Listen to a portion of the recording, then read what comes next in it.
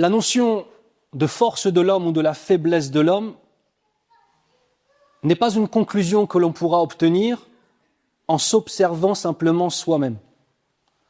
Ce n'est pas en regardant à l'intérieur de nous que nous allons pouvoir arriver à l'humilité, que nous allons pouvoir arriver à la lucidité, que nous allons pouvoir arriver à la connaissance de la faiblesse de l'âme. Ce n'est pas en regardant à l'intérieur, mais c'est en regardant vers Allah subhanahu wa ta'ala d'une façon qui s'y a sa perfection. Si le musulman cherche à connaître la réalité de son âme en tentant de s'analyser lui-même selon les règles de la psychologie, selon les règles du développement personnel ou madriesh, celui-ci ne trouvera rien d'autre qu'un développement de son orgueil, qu'Allah nous préserve. La seule façon de nous connaître, c'est en connaissant Allah Azza wa Jal. Ainsi, la définition de qui tu es ne se fait pas selon ta propre illusion, toi homme faible, toi âme tourmentée, toi âme désobéissante, ou toi âme apaisée. La conclusion à laquelle tu arriveras ne sera pas le fruit simplement de tes réflexions personnelles sur l'analyse de ta vie et de tes choix. Mais si tu te tournes vers Allah Azza wa Jal d'une façon qui s'y a à sa perfection, tu vas comprendre la perfection ou une partie de la perfection divine. Et plus tu vas comprendre la perfection divine, plus tu vas comprendre ta propre imperfection. Plus tu vas voir la puissance divine, plus tu vas voir ta propre impuissance et faiblesse. Plus tu vas connaître une part de l'observation, de la connaissance divine, et plus il sera évident pour toi que tu n'es qu'un ignorant. Plus tu verras la perfection chez Allah, et puis tu verras l'imperfection chez toi. Tout ce type d'analyse que les ulémas nous ont enseigné depuis tellement de temps et que les sahaba radiyallahu anhum nous ont enseigné depuis tellement de temps, eh bien ceux qui ne prennent pas cette voie-là, Allah Azza wa Jal les décrit dans le Coran. قال الله عز وجل وما قدر الله حق قدره. Ce qui signifie, ils n'ont pas donné à Allah Azza wa Jal sa véritable valeur. Si tu veux connaître la puissance ou la faiblesse de ton âme, tu dois comprendre que le seul qui possède la puissance, c'est Allah Azza wa Jal. Et pour comprendre cela, tu dois comprendre un deuxième verset qui est Ya ayyuhan nas antumul fuqara'u ila Allah wallahu huwal ghaniyyul hamid. Ila akhir al-aya. Ô vous les hommes, vous êtes des fuqara. Allah Azza wa Jal s'adresse à nous.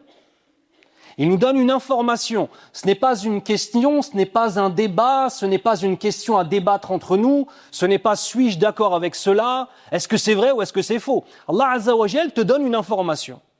Antum al-fuqara'u ila Allah. Vous êtes les indigents. Vous ne possédez rien. Vous n'avez que la valeur que celle qu'Allah Azza wa Jal va vous donner. Ila Allah. Et la seule façon d'obtenir la moindre valeur, c'est de vous diriger vers Allah Azza wa Jal d'une façon qui s'y a sa perfection. Allah Azza wa Jal pose les bases en fait de ce que nous sommes.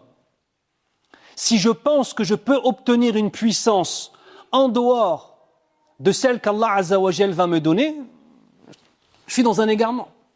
Et si j'ai l'illusion que je vais réussir à éduquer mon âme dans autre chose que Kitabullah Azza wa Jal, wa sunnatu rasulillahi sallallahu alayhi wa sallam, je suis dans une illusion. Hadha al-kitab ilahi. C'est un livre d'origine divine. Kalamullahi azza wa jal. Ghayr makhlouq.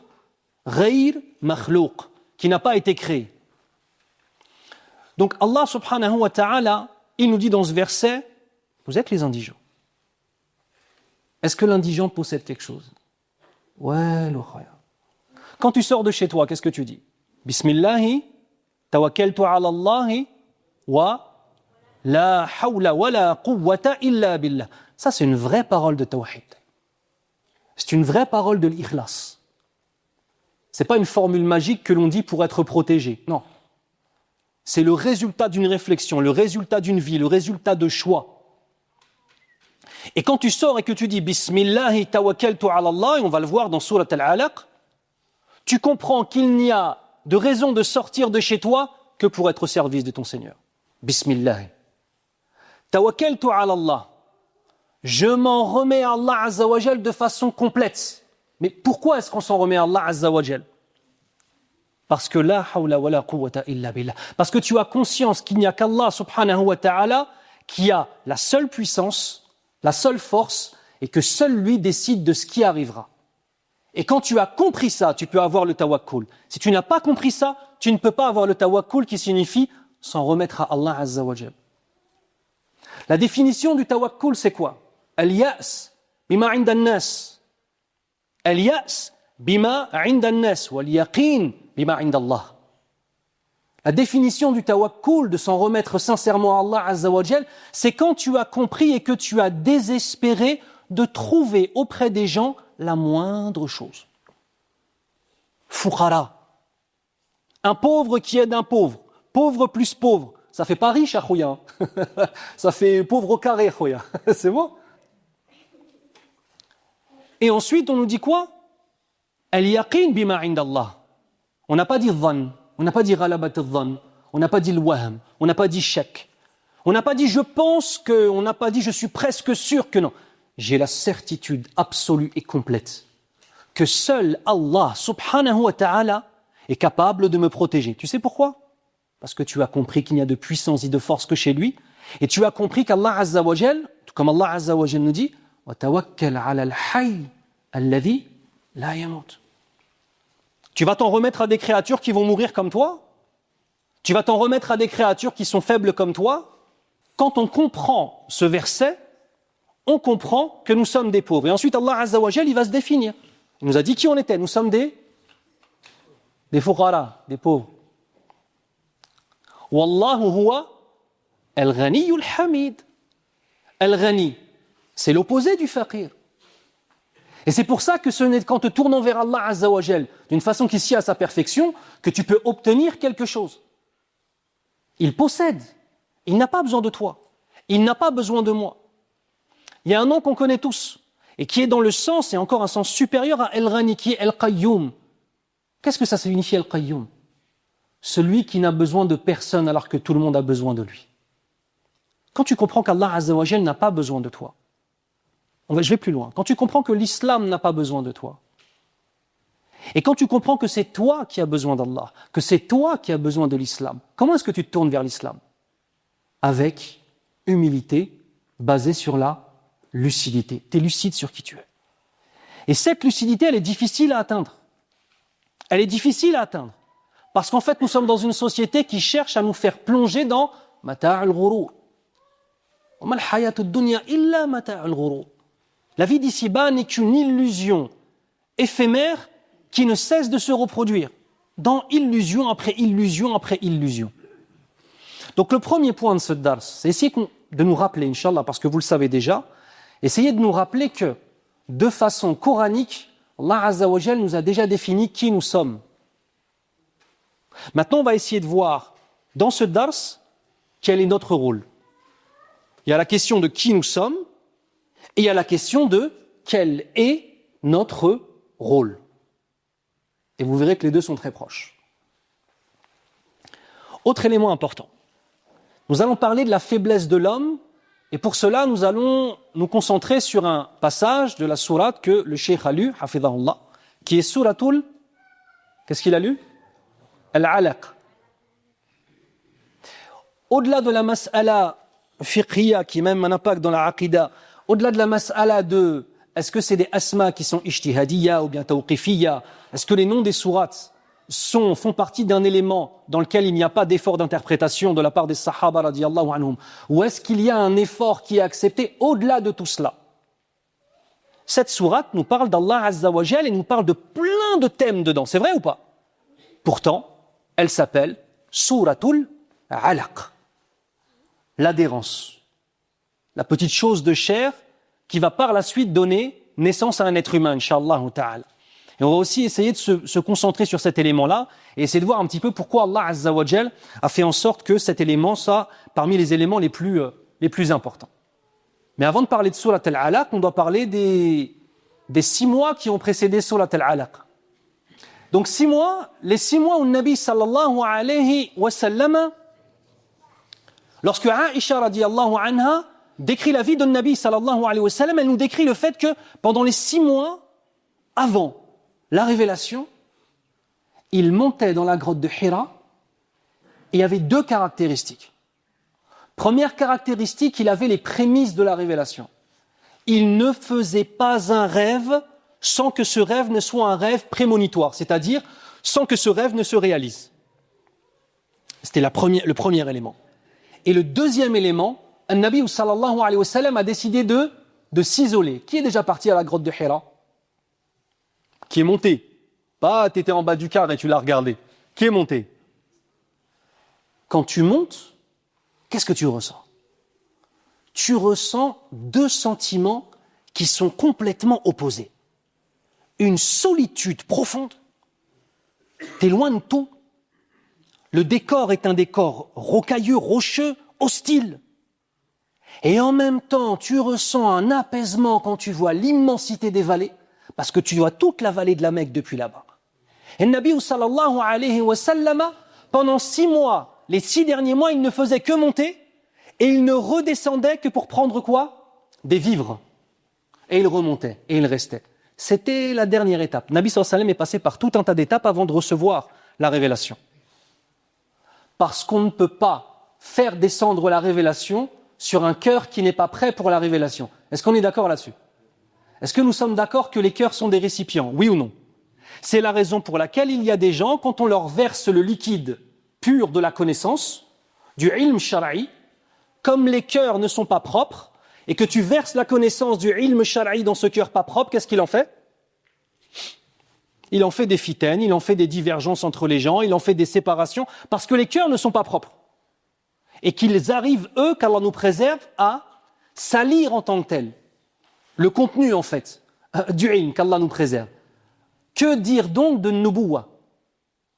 Que dire donc de la prophétie de Mohammed sallallahu alayhi wa sallam? Il avait besoin de purification de Nabi sallallahu alayhi wa sallam. Et ça, c'est la dernière étape. Quelles sont les étapes par lesquelles il est passé?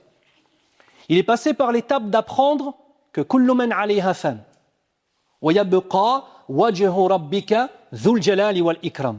Première étape qu'il a dû apprendre le Nabi sallallahu alayhi wa sallam dès sa naissance, avec la mort de son père, Abdullah.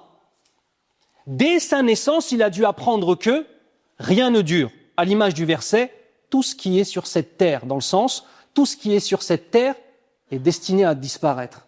Et seul restera le wajh, une façon qui est si à la perfection d'Allah Azza wa Jal, de ton Seigneur. Dhul Jalali wal Ikram. La mort de son père, la mort de sa mère, la mort de son grand-père. Qu'est-ce qu'il a appris? Il a appris que les créatures ne sont qu'éphémères. Et il a appris que la seule façon d'obtenir une constance et une cohérence, c'est de se diriger vers quoi? Vers l'éternel. Vous saisissez? Ça, c'est un des premiers éléments de son éducation. Deuxième élément de son éducation, Nabi sallallahu alayhi wa sallam, lorsque Jibril alayhi salam lui a ouvert la poitrine, a sorti son cœur et a nettoyé la part de shaitan qu'il y avait dans son cœur dans de l'eau de Zemzem. Ça, aucun d'entre nous ne peut l'avoir. Et c'est une des choses qui explique la pureté de Nabi sallallahu alayhi wa sallam. Deuxième étape, il a été purifié, non pas simplement comme nous, par nos adorations, par le tadabbur, par le tafakkur, par la réflexion, par la méditation, par la lumière, il a été purifié physiquement pour obtenir une purification spirituelle. Puis ensuite, le Nabi sallallahu alayhi wa sallam est passé par plein de choses. Est-ce que le Nabi sallallahu alayhi wa sallam faisait partie des nobles de Quraysh? Oui ou non? Il faisait partie des nobles de Quraysh. Donc il avait accès aux assises des nobles de Quraysh. Mais est-ce qu'il faisait partie des riches de Quraysh? Il était pauvre. Et c'est la raison, la troisième éducation, c'est qu'il a réussi à prendre toutes les qualités des nobles, à être lettré, à aimer la poésie, à savoir aider les gens et à prendre des décisions. Mais en même temps, il n'est pas rentré dans l'orgueil. Et il ne s'est pas éloigné de la réalité de la vie que vivent les pauvres.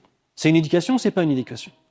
Donc il est passé par plein de choses. Ensuite, il a eu ses enfants qui sont morts. Il a eu son mariage avec Khadija, radiyallahu anha. Quand il était petit, il a été berger, qui est le métier de tous les prophètes. Ensuite, il a été tajir, il a été commerçant. Tout ça, vous voyez, tout ça, c'est pour l'éduquer. Et la dernière étape, il s'isole dans cette montagne et il médite. Il ne manquait plus que ça. pour être un récipient digne de recevoir une nubuwa, c'est-à-dire la prophétie d'Allah subhanahu wa ta'ala. Et donc le Nabi sallallahu alayhi wa sallam, durant ces 6 mois, il finit de purifier son âme. Puis ensuite Jibril alayhi salam lui apparaît, le prend, et qu'est-ce qu'il fait Jibril? Il l'a serré, il lui a fait un câlin? Non, au point que le Nabi sallallahu alayhi wa sallam a cru quoi? Qu'il allait mourir. Ah, t'as vu? Dernière leçon, la toute dernière. Tu vas souffrir. Ayyuhal muslimoun, vous allez souffrir. Si vous vous attachez au din, quand des gens vont vouloir vous détacher du din. Si maintenant vous n'avez pas d'izza et que vous ne vous attachez pas au din, vous n'allez pas souffrir. C'est normal.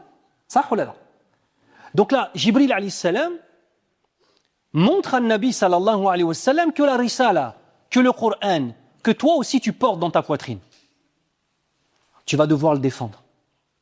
Tu vas devoir l'aimer. Tu vas devoir en être fier.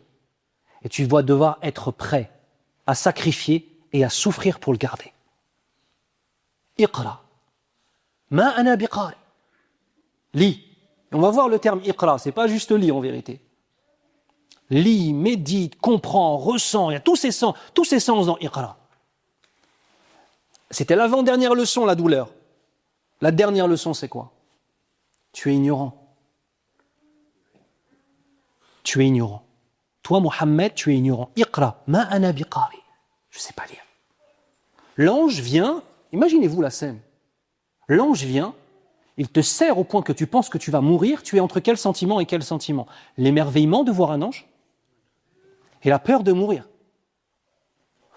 Jusqu'au moment où, quand il va voir par la suite Khadija radiyallahu anha, zammilouni, couvrez-moi. Elle dit, t'inquiète pas, c'était pas un djinn. C'est que la question se pose. Tellement il a eu peur, Nabi sallallahu alayhi wa sallam. Et le premier ordre qu'on lui donne, c'est une chose qu'il ne sait pas faire. C'est pour montrer quoi, ça? Si j'ai envie de montrer, et on a tous une part d'ignorance, l'ignorance de n'importe lequel d'entre vous, et que je lui pose une question ultra pointue dans Usul al-Fiqh, la majorité des gens ne pourront pas répondre, c'est vrai ou pas? Tu vas dire, pourquoi il me pose cette question, le mu'allim? Chouma, j'ai rien demandé, moi, c'est une question, elle est trop difficile. C'est pour montrer l'ignorance qu'il y a dans la personne. Ça y est, khalas. Le Nabi sallallahu alayhi wa sallam, il est prêt maintenant. Et Jibril alayhi salam va commencer, il va lui dire, Iqra. Il va dire 2 fois, 3 fois, Iqra. Iqra, bismi rabbika alladhi khalaq. Il est intéressant de voir ici que le premier verset, même s'il y a un khilaf entre les ulémas, quels sont les premiers versets qui ont été révélés, même si le Jumhur, selon le hadith de Aïcha radiyallahu anha, nous informe que c'est Surat al-Alaq. D'autres nous disent Surat al-Muddathir, d'autres nous disent Surat al-Fatiha, d'autres nous disent Qul ta'alaw atlu ma harrama rabbukum alaykum, etc. Muhim. On va prendre la parole mashhoura, la plus connue, qui est que c'est l'Alaq. Il commence la charia par une demande? Non. Il commence la charia par une information? Tu es comme ça? Non. Il commence la relation de Mohammed sallallahu alayhi wa sallam et de tous les musulmans par quoi? Isti'mal, fi'l, al-amr. L'utilisation d'un verbe à l'impératif. Tu as le choix quand on te parle à l'impératif ou pas? Premier élément que tu apprends sur l'utilisation de l'impératif, c'est la soumission. On est au cœur là du tawhid. Tu peux faire toutes les salawats que tu veux, khoya. Tu peux faire toutes les sadaqat que tu veux. Si tu n'as pas dans ton cœur une soumission profonde pour Allah Azza wa Jal, un amour profond pour Allah subhanahu wa ta'ala, tu risques de tomber dans quoi? Dans des mouvements, plutôt que dans une ibada, une adoration. Iqra.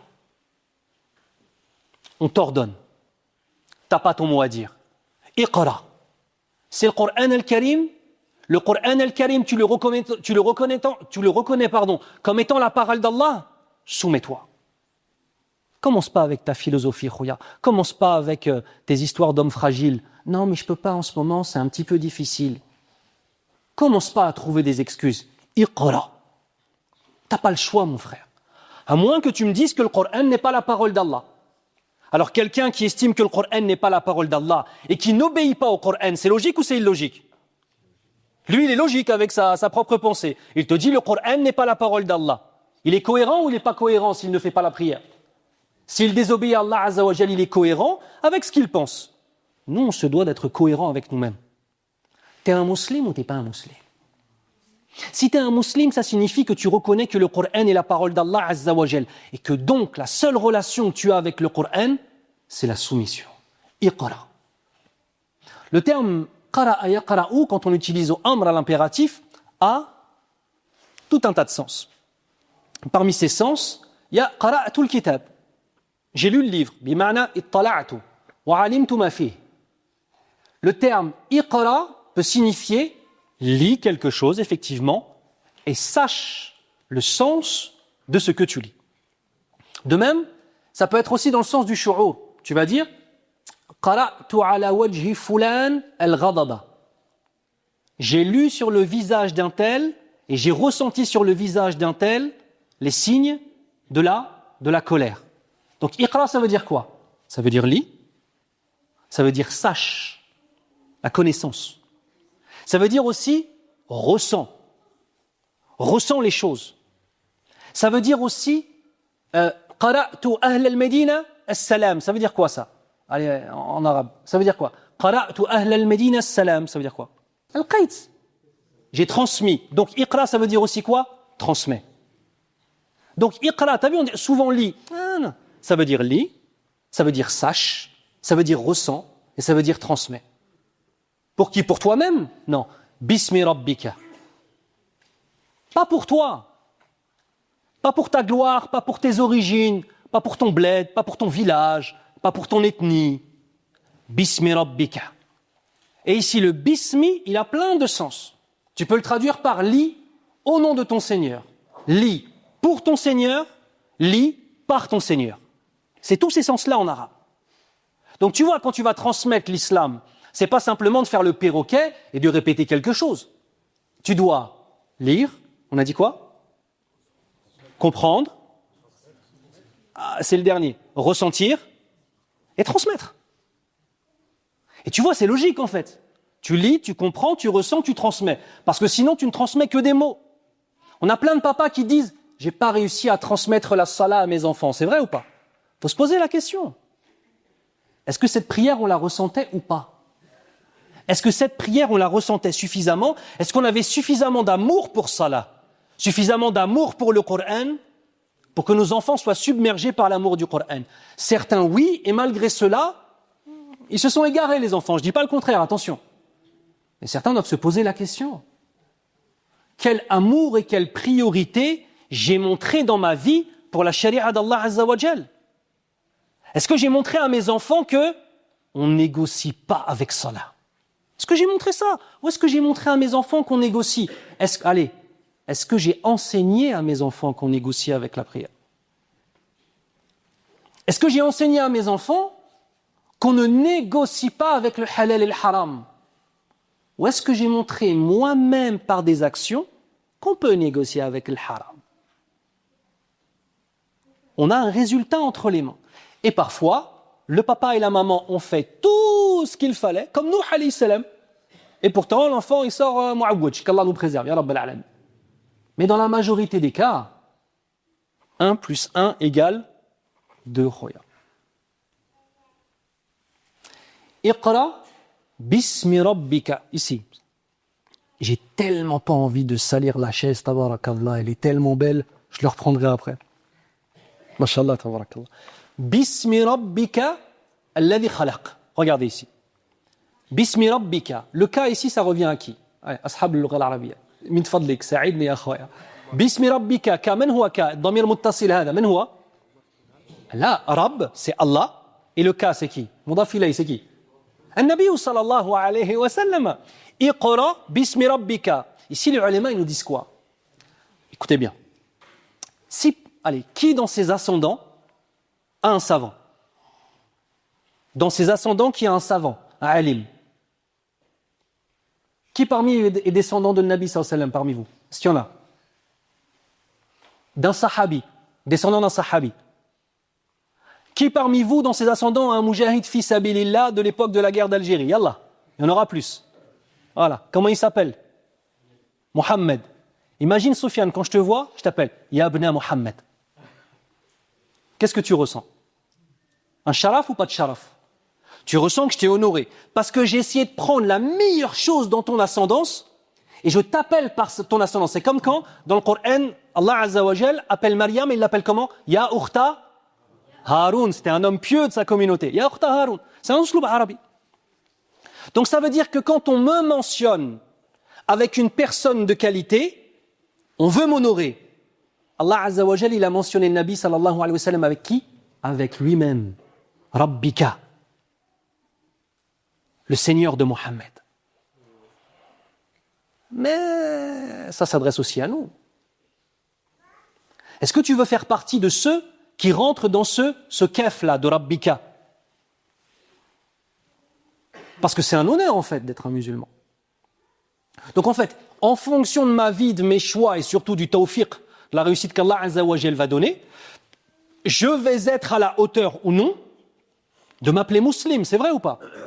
Regardez aujourd'hui les incohérences qu'on a. Écoutez bien. Hada al-muslim la yusalli. Ce musulman, il prie pas. Ça paraît normal aujourd'hui, c'est vrai ou pas? C'est une aberration. Ça veut dire quoi, musulman? Soumis. Ce soumis est désobéissant. Ça marche ou ça marche pas? Mais en fait, on est tellement entouré de ma'asi, tellement entouré de choses qui sont inacceptables, qui sont scandaleuses. Mais c'est tellement autour de nous et dans nos cœurs, il y a même plus l'inkar, c'est-à-dire le fait de détester cette chose-là, que ça devient normal. Et aujourd'hui, le musulman qui prie, c'est un pieux. Pas forcément. Le musulman qui prie, c'est un musulman. C'est bon? C'est quoi un pieux? Celui qui a mémorisé le Coran ou qui est sur la voie de mémoriser le Coran. Celui qui est sans arrêt en train de faire des sadaqas, qui donne de son argent, qui donne de sa personne, qui s'investit pour la Ummah al-Islamiyya. C'est eux les pieux, akhoya. Qui est dans l'ibada. Mais en fait, on a tellement baissé le niveau d'exigence que quand on a une personne qui prie, c'est un homme pieux. C'est un musulman. Alhamdulillah. Sah ou lala? Sah ou lala? Est-ce que vous vous rendez compte du niveau d'exigence que nous avons envers nous-mêmes? Il est trop bas. Envers les gens, il est trop bas. Le asl aujourd'hui pour une fille en France, c'est qu'elle porte le hijab ou qu'elle ne le porte pas. Yallah, goulouli. Ma'al asaf, c'est qu'elle ne le porte pas. Et on a pris ça comme étant une normalité. Et quand il a un papa qui a sa fille qui porte le hijab, on dirait qu'il a gagné la Coupe du Monde. T'as le Qatar. Hadi, ta fille elle porte le hijab, akhouya. Muslim ou la mish muslim? Hadi l'amr. Mais comme on a priorisé d'autres choses, en ayant l'illusion sur nos âmes, eh ben on se retrouve à prendre des miettes et à en faire des empires. C'est ça la réalité. Mais il y a des solutions. C'est pas juste un constat. Les solutions elles sont dans le kitab wa sunnah, walhamdulillah. Iqra bismi rabbika alladhi khalaq. Iqra bismi rabbika man ant ya Rabb. Il y a ici, dans cette sourate-là, il y a un dialogue qui s'amène, comme dans sourate al-Fatiha. Il y a un dialogue avec Allah Azza wa Jal. Allah Azza wa Jal ordonne au prophète sallallahu alayhi wa sallam, puis par la suite à nous tous, de transmettre. On a dit quoi? De lire, de comprendre, de ressentir et de transmettre. Puis ensuite, il va nous dire pour qui tu vas transmettre. Pas pour toi, mais pour Allah Azza wa Jal. Donc il faut apprendre, ça veut dire quoi? Ce que signifie, le fi sabilillah. Mais si tu n'as pas d'autre possibilité que de voir de façon horizontale et que tu ne vois jamais de façon verticale, d'une façon qui s'y à la perfection d'Allah Azza wa Jal, tu peux même pas comprendre c'est quoi fi sabilillah. Aimer fi sabilillah, est-ce qu'on sait c'est quoi? Aimer fi sabilillah. On connaît aimer sa maman, aimer le walid, le walida. On connaît aimer l'awlad. On connaît en fait aimer des gens. Mais l'élément commun dans les gens que tu aimes, c'est les gens que tu connais. Tu as besoin d'être musulman pour aimer les gens que tu connais? Est-ce que tu as besoin d'être musulman pour aimer ta mère et ton père? Oui ou non? Non, ben non. Tu as besoin d'être musulman pour aimer tes enfants?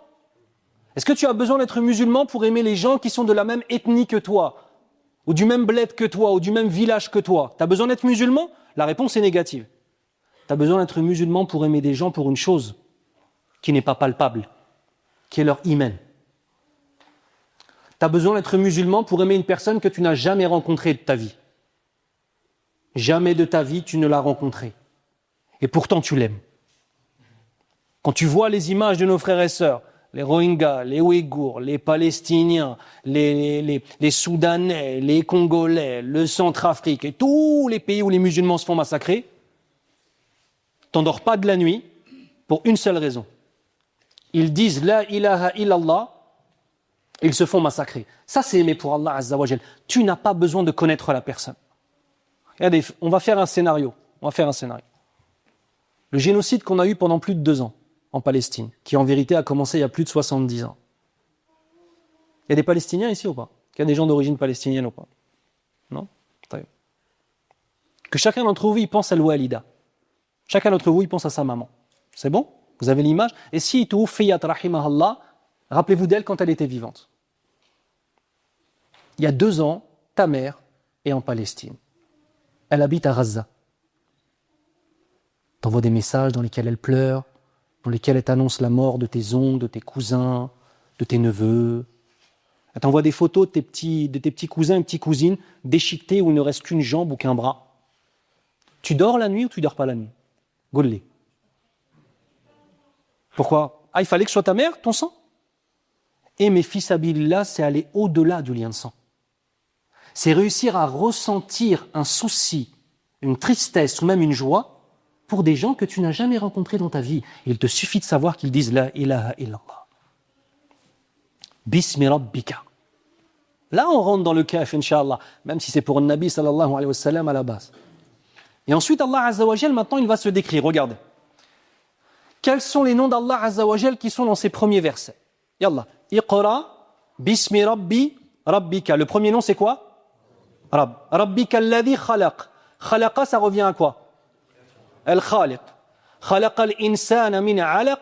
Iqra wa rabbuka. Une deuxième fois. Al-Akram, bima'na al-Karim. Alladhi allama. Allama, ça fait la référence à quoi?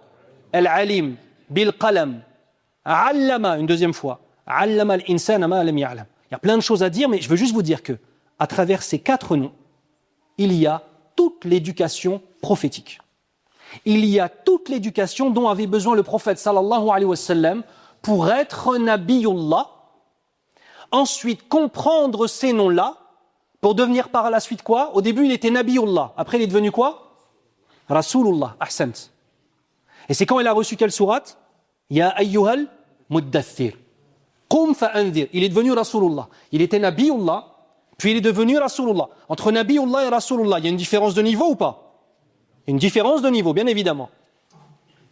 Et pour pouvoir atteindre cette phase de purification, non pas de perfection, de purification, il avait besoin de comprendre ces noms. Qu'est-ce que ça nous enseigne? Même si on n'a pas le temps d'expliquer les noms un à un, qu'est-ce que ça nous enseigne? Ce n'est pas uniquement par tes prosternations que tu vas réussir à purifier ton âme. Ce n'est pas uniquement, j'ai pas dit ce n'est pas par, d'accord? Ce n'est pas uniquement par tes prosternations, par tes siyam et par tes adorations que tu vas purifier ton âme. Mais c'est obligatoirement en parallèle à la connaissance d'Allah Azza wa Jal. Ah, c'est un grand drame de la communauté. C'est par la connaissance des noms d'Allah que tu vas élever ta foi. Regardez, la plupart du temps, les gens, quand ils rentrent dans le din, même si j'aime pas trop cette expression, ou les gens qui se convertissent à l'islam, quels sont les premiers cours qu'on leur dit de prendre en termes généraux? Oui, bien sûr, shahada, bien évidemment.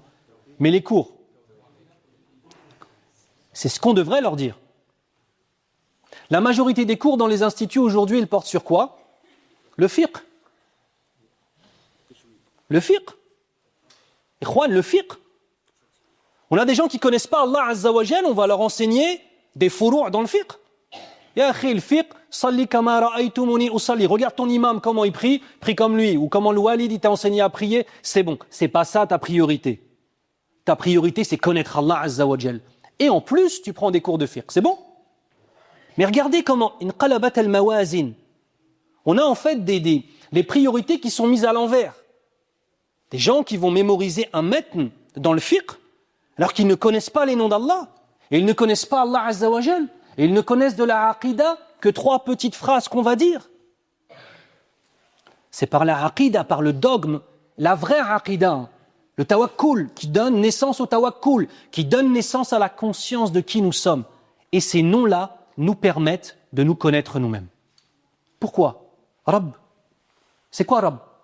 Al-Khaliqu, Al-Maliku, Al-Razzaq, Alladhi yudabbiru al-amr. Et d'autres noms, mais c'est les principaux. Donc Allah Azza wa Jalla est en train d'enseigner à Nabi sallallahu alayhi wa sallam l'humilité. Tu vas m'obéir, iqra. En lisant, en comprenant, en ressentant et en transmettant uniquement pour moi. Et Allah Azza wa Jalla c'est qui? C'est Rabb. Rabb c'est qui? Il nous le dit.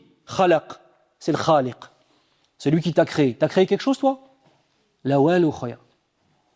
Al-Malik, celui qui te possède cette dunya, qui possède ton patron qui te fait peur, qu'Allah nous préserve, qui possède cette dunya de laquelle on est tombé amoureux ma'al asaf al-shadid, qui possède tout ce vers quoi ton cœur peut pencher, qui a créé toutes les choses que tu aimes, y compris le walid, le walida, l'awlad, l'aqriba, yani.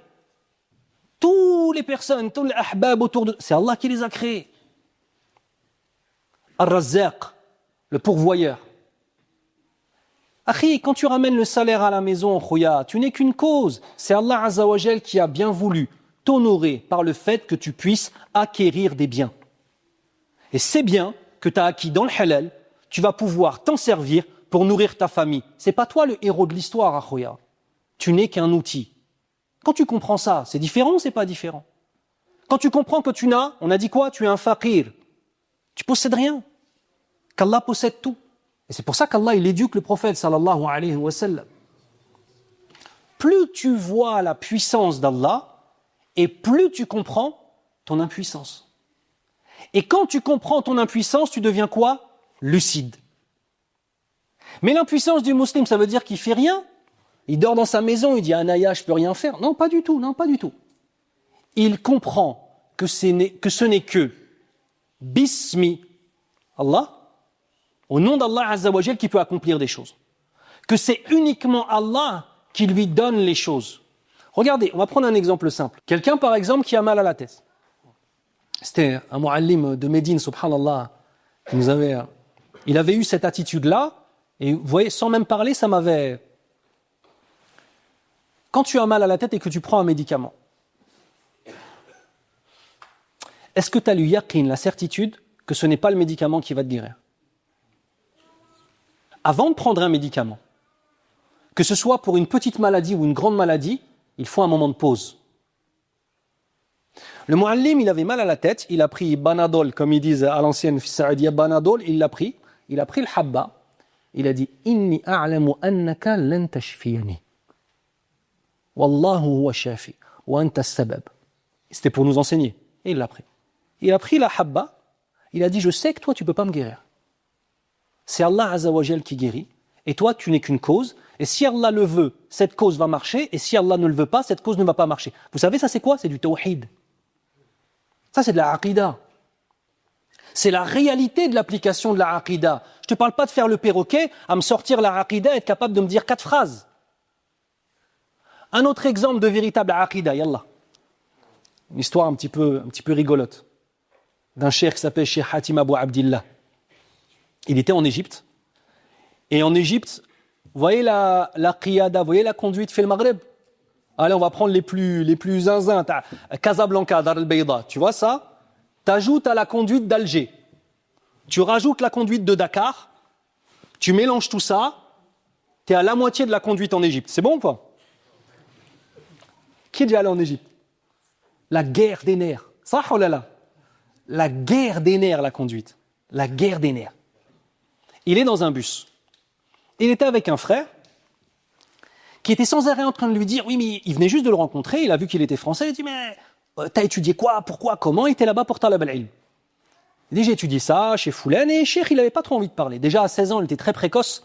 Mashallah, Il avait voyagé dans beaucoup d'endroits. Et aujourd'hui, à moins de 40 ans, il fait partie des ulémas de ce pays. Voilà, shukku fi hada.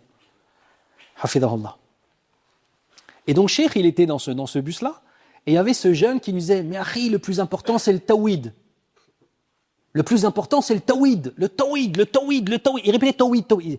Et il dit, tawhid, je sais pas c'est quoi. C'est quoi tawhid? Il dit, oh, tu sais pas c'est quoi tawhid? Tawhid, c'est Allah, l'unicité. Il dit, ah, tawhid. Mais ce qu'il ne savait pas dire tawhid. Mais c'est pas grave. Et il répète tawhid, tawhid, tawhid, tawhid. Et il y avait des mamans égyptiennes. Et il dit, regarde, elles savent pas c'est quoi le tawhid. Regarde, les anciens, ils savent pas c'est quoi le tawhid. Et regardez ce qu'il fait Allah Azza wa Jal. Tu vois le petit bus là? Non, faut comprendre, t'es en ville, c'est limité à 40, ils font du 120. C'est un moustawa, t'as jamais vu ça de ta vie, regarde. On a un pneu qui éclate. Comme c'est l'habitude des petits bus. Genre, dit. Ils sont à une grande vitesse, le pneu éclate. Le bus commence à partir dans tous les sens. C'est bon? Les mamans qui sont soi-disant qui connaissent pas le tawhid. Les mamans qui sont dans le bus. Hasbunallah wa ni'mal wakil. Les papas, Allahu Akbar, Allah. Et dites Allahu Akbar, ça fait plaisir. On peut le dire. Allahu Akbar, Allahu Akbar. Tu vois? La fitra, mon frère. Un tawhid ancré. Et vous savez, ce jeune qui disait tawhid, tawhid, il a crié quoi? Il a crié maman, regarde. Mais ça veut dire quoi, ça? Ce n'est pas parce que tu es capable de réciter des éléments scolaires du tawhid que tu as ressenti tawhid. Sont-ils utiles? Bien évidemment. Sont-ils nécessaires? Bien évidemment. Doit-on les enseigner et les apprendre? Bien évidemment. Mais si on se limite à ça, on est des acteurs, qu'Allah nous préserve. Après, on fait du théâtre, en fait. C'est une représentation de théâtre, qu'Allah nous préserve. Donc, quand tu connais Allah Azza wa Jal, tu commences à comprendre réellement le véritable sens du tawhid. Et quand tu comprends le sens du tawhid, tu comprends le sens de tous les concepts qui sont dans notre société. Alladhi khalaq. خلق الإنسان من علق.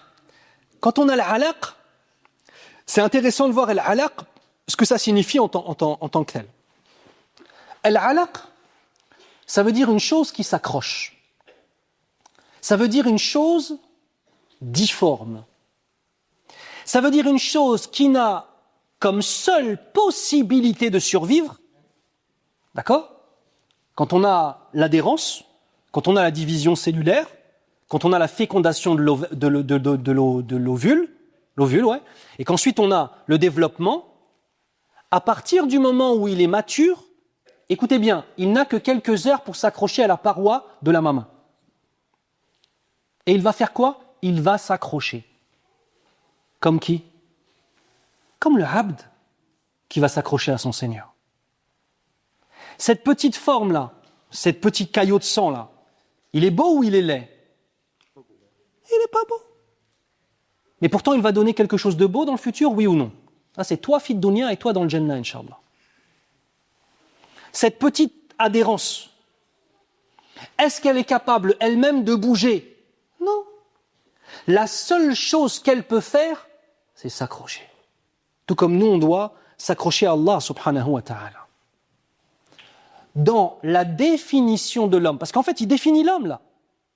Khalaqal insana min alaq. Insan, ça veut dire quoi? Ça vient de l'uns ou ça vient d'une nisyan? Celui qui oublie ou celui qui s'attache à quelque chose. Khalaqal insana min alaq.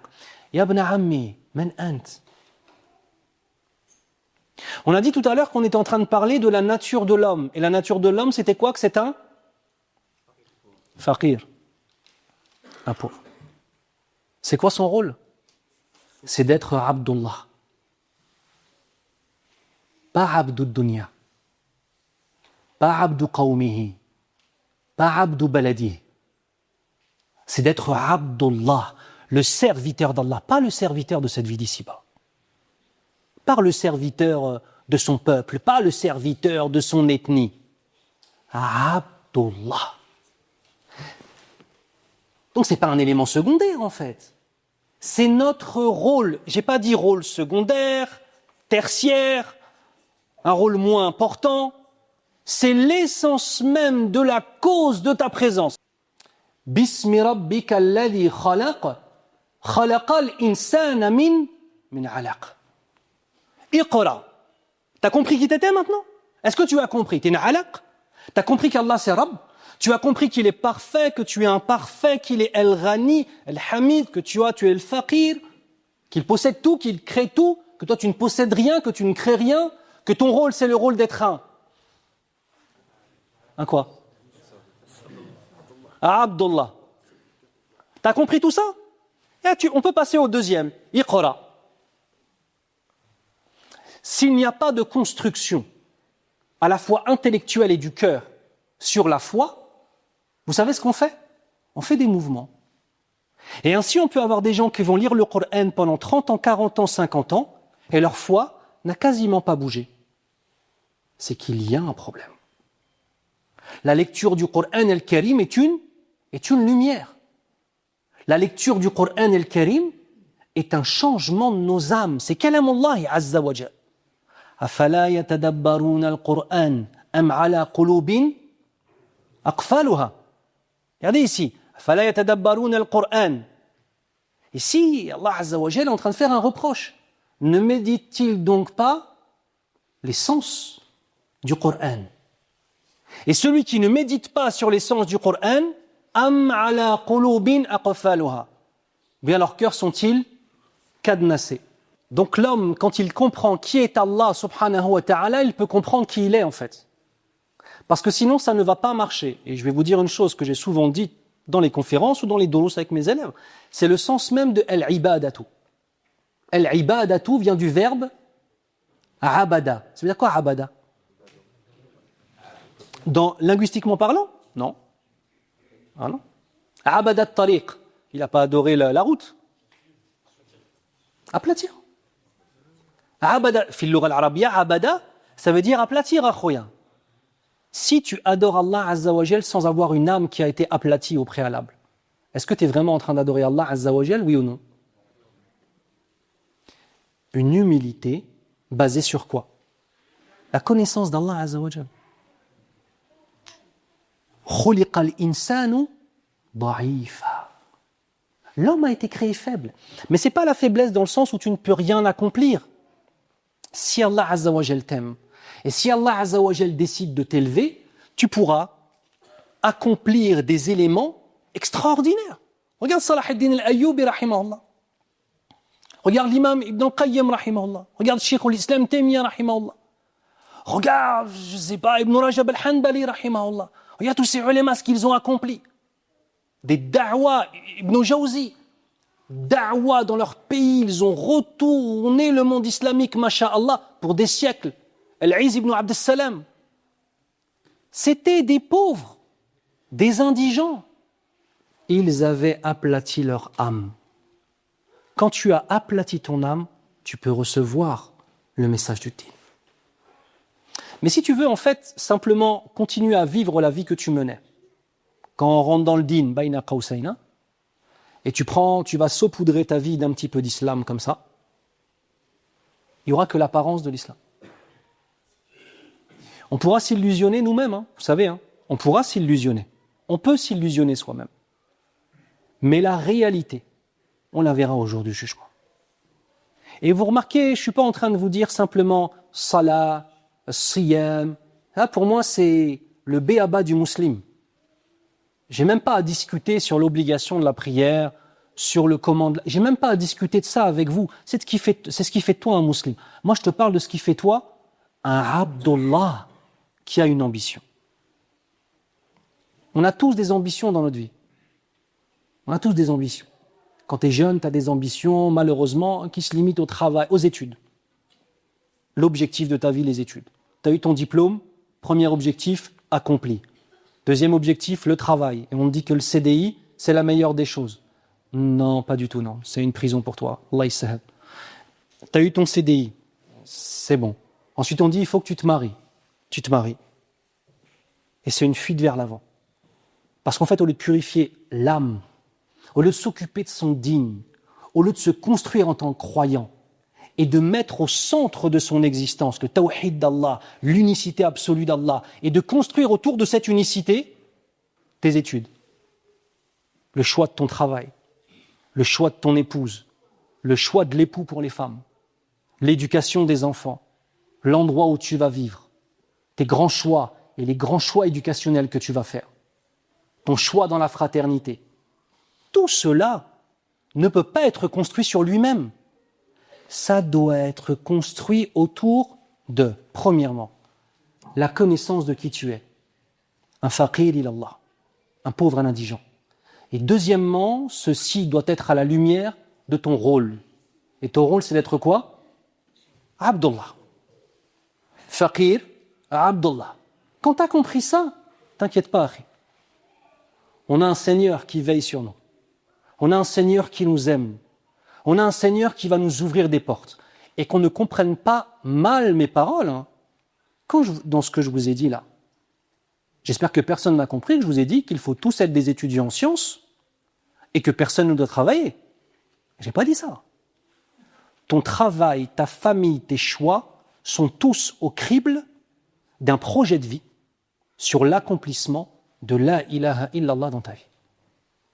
Du moment où tu dévies de cela, vous savez ce qui se passe? Tu ne peux pas être heureux. Impossible. Tu ne peux pas être heureux. Tu ne peux pas être heureux. J'en ai connu, franchement, il y a une période de ma vie, je fréquentais certaines personnes qui étaient des rappeurs repentis. Et donc, ils avaient autour d'eux plein de rappeurs, des gens, on va pas dire des noms, mais connus, nanana, les gens, ils les voient, waouh, t'es dans les clips, tout, avec leurs billets et leurs machins. Wallah, des messakin, des vies dans les ténèbres, des familles divisées, des parents à l'ouest, des frères et sœurs qui se détestent, eux-mêmes des drogués, des alcooliques. Hé, vous savez ce que je viens de vous décrire là? Je viens de vous décrire un SDF en fait. Sauf qu'il sait juste faire un truc. Il sait pousser des cris en disant des gros mots. Et du coup, il a eu de l'argent. On donne à des gens un statut de bonheur, alors qu'en vérité, eux-mêmes sont les plus tristes de cette terre. Pourquoi? Parce qu'ils sont loin d'Allah Azza wa Jalla. Ensuite, il y a un moment où ils font une dépression, ces gens-là. Alors, comme c'est la mode de le faire, ils vont faire une umrah. Au tout début, on a parlé de cœur, c'était un récipient. C'est vrai ou pas? Si le récipient, il est sale, qu'est-ce qui se passe? Alors, Allah Azza wa Jal peut ramener ce qu'on appelle une karama. Attention, mu'jiza, c'est uniquement, quand on dit mu'jiza, c'est uniquement pour les prophètes. Ce qui reste comme miracle après le dernier des prophètes, Mohammed sallallahu alayhi wa sallam, on appelle ça une karama. Donc, Allah Azza wa Jal, il peut faire une karama sur lui. Et laver son cœur d'un coup. Mais la majorité, c'est pas comme ça. Tu les vois sur les réseaux. Il va faire une umrah, ensuite il laisse pousser une barbe de 3 jours, ensuite il dit les frères, franchement j'ai bien compris les choses. Un mois après, tu le vois dans un studio, avec de la drogue, avec des gens qui... Ces gens sont malheureux. Et toute personne qui est éloignée d'Allah Azza wa Jal est malheureuse. Et vous savez, c'est qui les pires d'entre tous? C'est ceux qui n'ont pas encore compris qu'ils étaient malheureux. Parce que quand tu comprends ton malheur et que tu es un musulman, alhamdoulilah, il y a encore des choses dans nos cœurs, c'est vrai ou pas? Tu te dis, il faut que je rentre dans le dîn. Au minimum, ça, oh là là. Tu te dis, non, il faut que je me rapproche d'Allah Azza wa Jal. Les pires d'entre tous, c'est ceux malheureusement à qui Allah Azza wa Jal n'a même pas donné ça dans leur cœur. Et donc ils vivent dans les ténèbres. Et pour être un peu moins étouffés par ces ténèbres, qu'est-ce qu'ils rajoutent? D'autres ténèbres. Puis d'autres ténèbres. Puis d'autres ténèbres. Et même ça, je suis parti chez des gens riches. Il y a des gens, j'ai connu des gens, moi, des anciens dans certaines mosquées, toute leur vie, elle était dans les bars, kramakumullah. Moi, ça m'a toujours étonné, ça. Moi, ça m'a étonné à quel point certaines personnes oublient leur passé.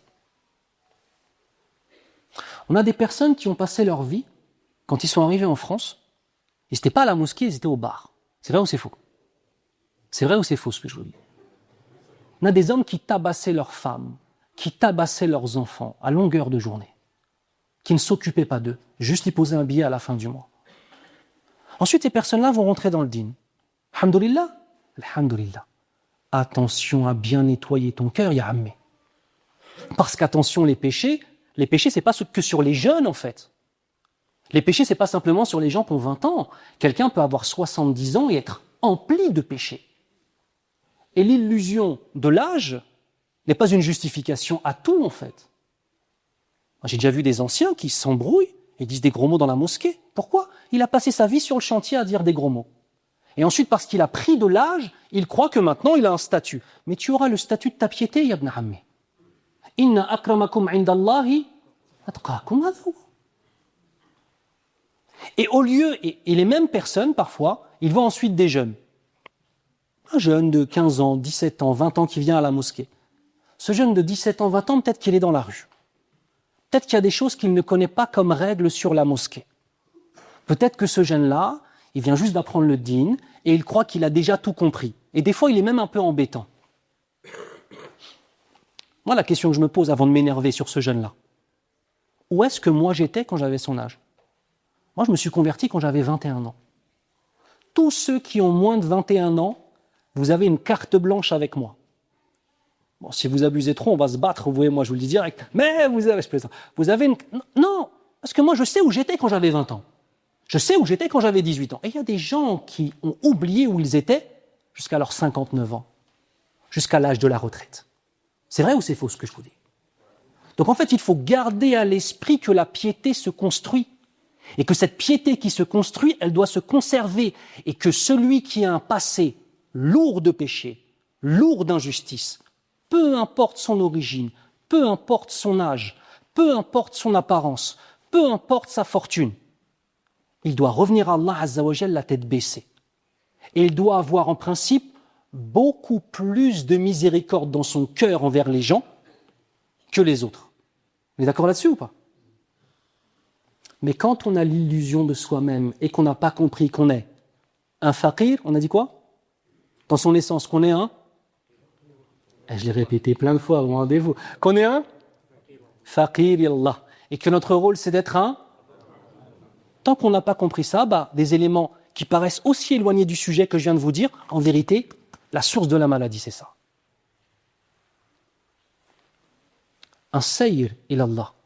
Une évolution vers Allah Azza wa Jal d'une façon qui s'y a sa perfection. Et c'est comme ça qu'on évolue.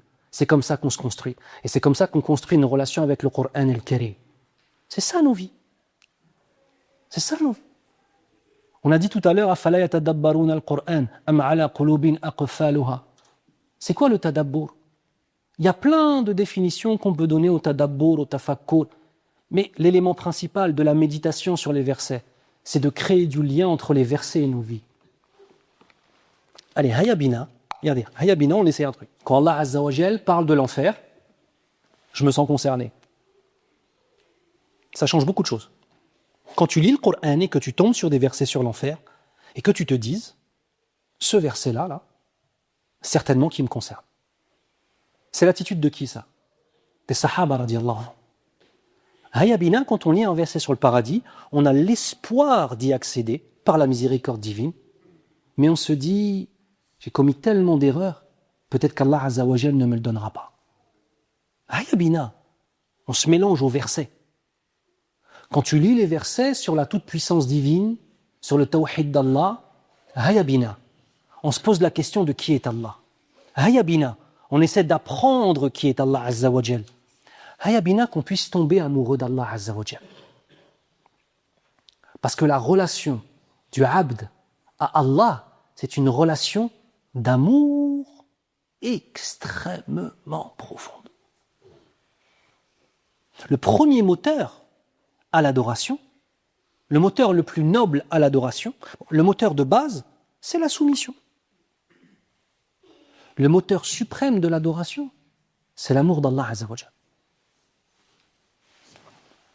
كما قال السلف من عرف الله أحب الله ومن أحب الله أطاع الله لأن المحبة هي طاعة.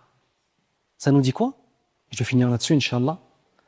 Celui qui a connu Allah, et regardez, Alima, Arafa, c'est pas la même chose. Donc, Qayyim, rahimahullah, dans Madaj Salikin, il insiste là-dessus.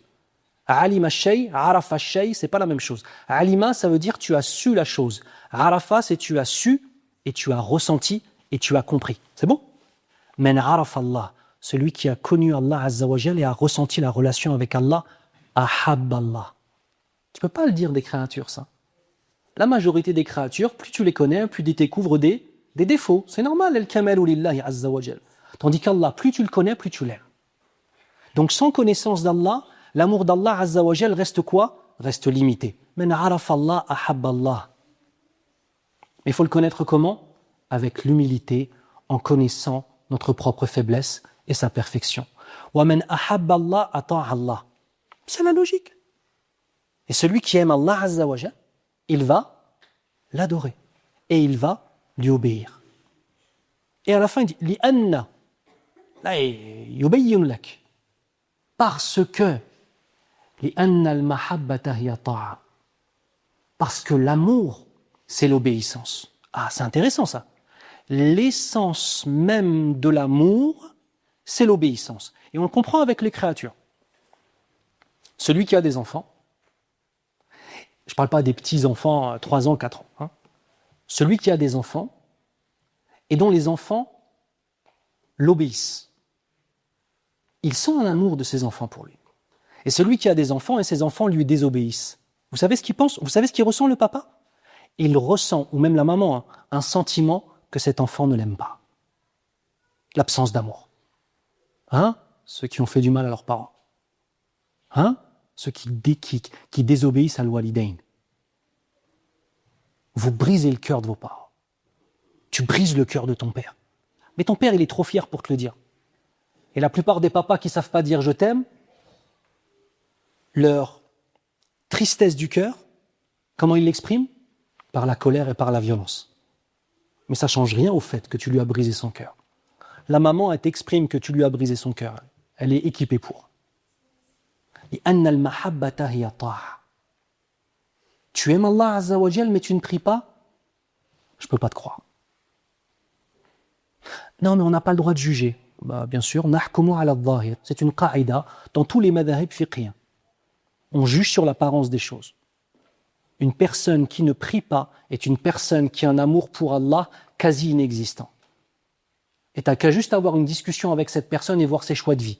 Et tu verras qu'en fait qu'Allah Azza wa Jal n'a au mieux qu'une petite place pendant Ramadan et, allez, pour les meilleurs d'entre eux, une petite place Yawm al-Jumu'ah. Parce que la réalité, elle dit la vérité. Nos vies parlent pour nous. Nos choix parlent pour nous. Ton travail parle pour toi. Comment tu as acquis ta maison, si tu as une maison, ça parle pour toi. Si tu as fait un crédit haram et tu es en guerre contre Allah et son messager, qu'Allah nous préserve, ça parle pour toi.